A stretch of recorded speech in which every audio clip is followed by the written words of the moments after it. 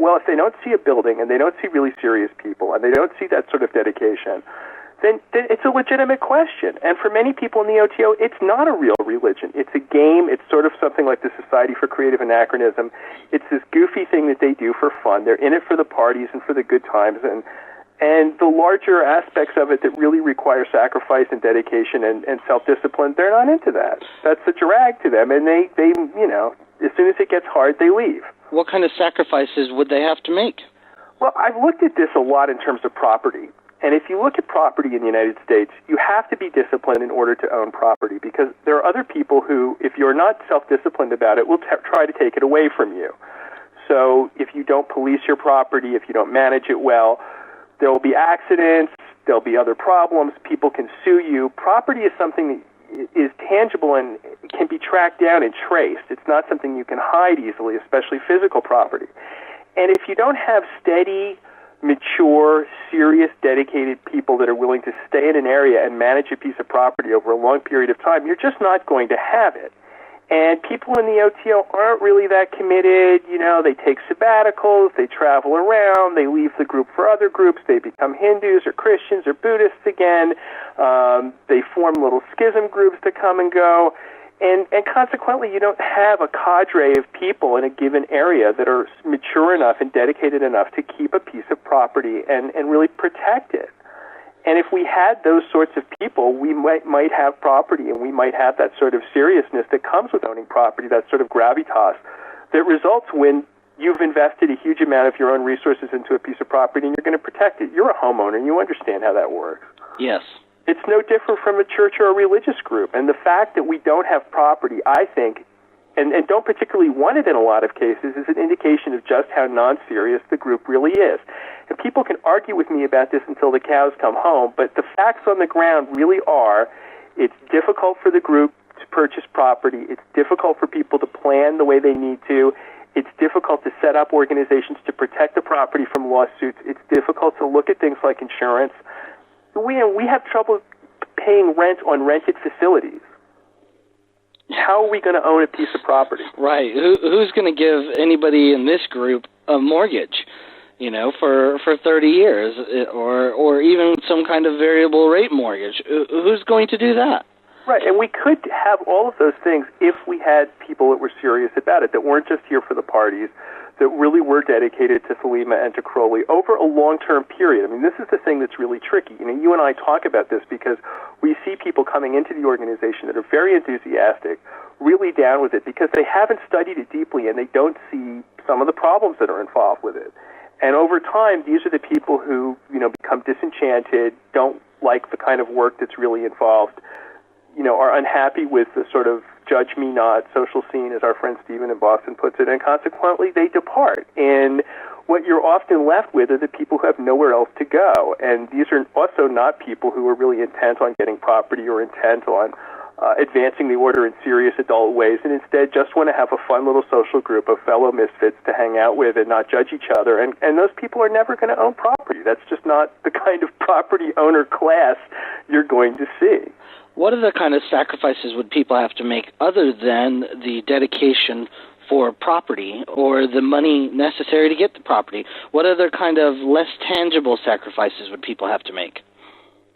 Well, the difficulty with any sort of project like this is opportunity costs in business. And actually, one of our bishops explained this very well once. I was very impressed with it. If you choose to do something, it means you are choosing not to do other things. And this upsets a lot of people whose idea of freedom is the most amount of choice all the time available to me. I don't really accept that as an idea of freedom, because I think that huge, overwhelming amount of choice constantly there makes you sort of shallow if that's what you're trying to conserve. Whereas I think dedication and focus really requires that you not do a whole bunch of different things. And part of the sacrifices that we're looking at is that people would have to be, diligent and focused about really building the OTO, which would mean that they couldn't be diligent and focused about pursuing any number of other issues or hobbies or interests or other organizations. And when you tell this to people, they bitterly resent it. They want that maximum amount of freedom, that maximum amount of opportunity to go and do wherever they want. And that's what they associate Thelema with. And when you tell them no, it's really about narrowing down your choices and focusing on the thing that's the most important and excluding other things. They don't like to hear that. That's not what they want it to be. What about the education necessities, the reading or the familiarity with the material, the doing the practices, the developing of discipline, all of those kind of aspects that are the individual aspects that are involved in the practices of Thelema, but also kind of add to the group cohesion because everybody else is doing the same thing also.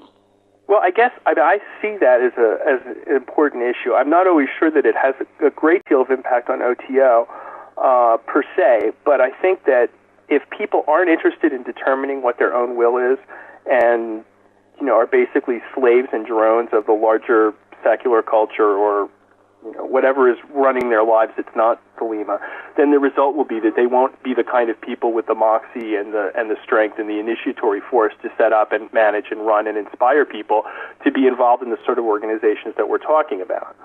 On the other hand, if you're not really interested in Crowley and Thelema and the practices he laid out, why would you dedicate vast amounts of your time and your life and your energy and your choices to setting up an organization that he planned and managed and envisioned and thought up? And this is kind of the conflict, because you see people get involved in the order thinking it can be anything they want, because that's their version of Thelema, which is it's anything I want it to be. And when we actually start narrowing down their choices to work on goals and focus them on things, they resent it and say, no, this isn't what Thelema is. Thelema is about me doing whatever I want to do, whenever I want to do it, and having the maximum amount of freedom possible. And they're going to resist that. They're not going to want to do it because they were never that interested or into it to begin with in the first place. And this is the crisis, is that the OTO doesn't want to alienate a lot of these people and sort of make them choose to fish or cut bait. And there we are. We're sort of stuck with them, and they're waiting for them to either decide to get committed or to leave. Well, what's going to happen if the leadership does abandon the blue Equinox and comes up with some other goal set? Well, I don't know. I mean, they could conceivably come up with something better than Crowley did. I mean, they'd have to make that argument to me. I'm not ruling it out because that would be, sort of dogmatic, which is what we kind of want to avoid. On the other hand, I don't really see them being the kind of initiates that could envision a massively better organization or some change. I mean, I could be wrong about that, but again, I don't see a lot of our leaders being very invested or interested in a lot of these materials. In fact, over time, I've seen more and more of them kind of drift away from it. Where at once I saw this one woman talking about how she was once really into Liber Oz and thought it was really great, and over time she just doesn't accept it anymore and doesn't really think of it as being acceptable or important in the same way she used to, and she sort of distanced herself from it. And for me, this is somebody, who illustrates this process of distancing and ideological migration away from Crowley. And I don't really see our leaders being the kind of people who say, no, this is what's important, this material is important, you need to study it, you can't avoid it, you need to look at the hard parts. You can't just treat it like a buffet. That's not what our leaders are about. They're about placating in a sort of democratic, pandering fashion to the foibles and fads of the majority of the members. I mean, one person pointed out, I think very accurately, that rather than leading themselves, they wait to see whether an idea is popular among the members and then sort of push it. Mm-hmm. That's not leading. That's reacting.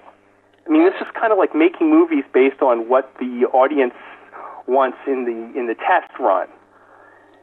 And this isn't occult leadership to me. I mean, occult leadership is, Crowley didn't sit around and say to his members, well, what do you think we should do, or what should we charge for this, or how should this ritual be structured?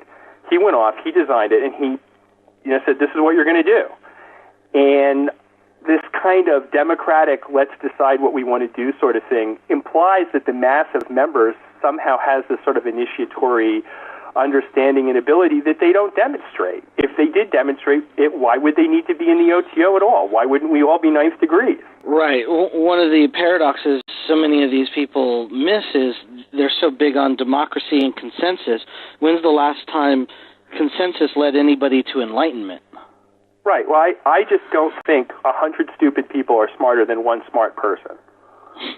And this is kind of the dilemma, is that there's this feeling in a democratic society that the majority is right and that the majority has power and that the majority has wisdom. And that's not really demonstrated to me in the real world. If you needed, for example, brain surgery really badly, would you go and, randomly collect 200 people from around the street and have them advise you on how to cut into your head and do the operation? Of course not. You would go to the best possible brain surgeon you could, who is kind of a minority, in the general population, and get their help. And people want to tell you that in order for occultism to be moral, it can't be like that. There can't be an elite. There can't be a hierarchy. But that's just patently not true. In real practice, we don't take everybody seriously the same way. We don't go out and think that every ritual that every idiot comes up with in the OTO is somehow valuable and important. And you and I both know this because we've been in the OTO long enough to see rituals that people wrote, 10 or 15 years ago thinking they were this great thing. They don't even remember writing them themselves anymore. Yes. or receiving these wonderful inspired texts and right. how these will change the world. Right. No one cares. It really takes work and effort and a tremendous amount of dedication and single purposeness to attain. And consequently, it's not as easy as an egalitarian a process as everybody wants it to be. So the result of this egalitarianism and this idea that everyone's as good as everyone else, the end result is mediocrity and failure. I'm sorry, but that's pretty much been borne out time and time again. So when do you think the leaders are going to deliver something? It's already been almost 18 months. It's part of it. It's a paradox. I don't know. I don't really see the leaders themselves being very cohesive about this, and I don't even think that they have the information they need to make a lot of the decisions that they're trying to make when it comes to strategic planning. One of the things people have asked me as I've advanced, the argument that the order needs to do strategic planning, I think since 1999 I've been making this argument. They say, well, how would you go about it? What strategic plans would you make? And I said, well, I would need to have all the data. I would need to have, an accurate, a whole accurate set of information about the state of the organization, where everybody was, a whole bunch of things. And I'm not convinced that they even have that data or are using it. I would hope that they have it and are using it to make their plans. Right. And I don't always see them being very interested in collecting that kind of data and putting it together and studying it and seeing what it tells them. I would hope that that's the case. I hope that's going on, but I don't always see that as being what's happening.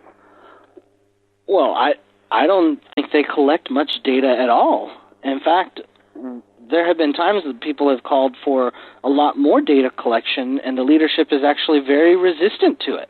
Right. Well, I don't understand how they can make the plans that they need to, or even come up with strategic plans at all without a certain amount of hard data. And, whether they have it or not, whether they know this or not, I don't know. I can hope that they do. My best hope is that they've got it. But again, I think the leaders suffer from the same problem the members do. They don't want to be tied down. They don't want to be forced into some sort of straitjacket of accountability and commitment. And if they're not, they're going to limit what they're able to do. And their response is basically to celebrate whatever happens. Right. The paradox they have is they don't want to be tied down by making goals, but by not making goals, they're tying themselves down to do nothing. Yeah, well, there's the tyranny of structure and the tyranny of structurelessness. And I think the OTO as an organization has suffered far, far more in the last 20 years that I've been involved with it from the tyranny of structurelessness than from the tyranny of structure.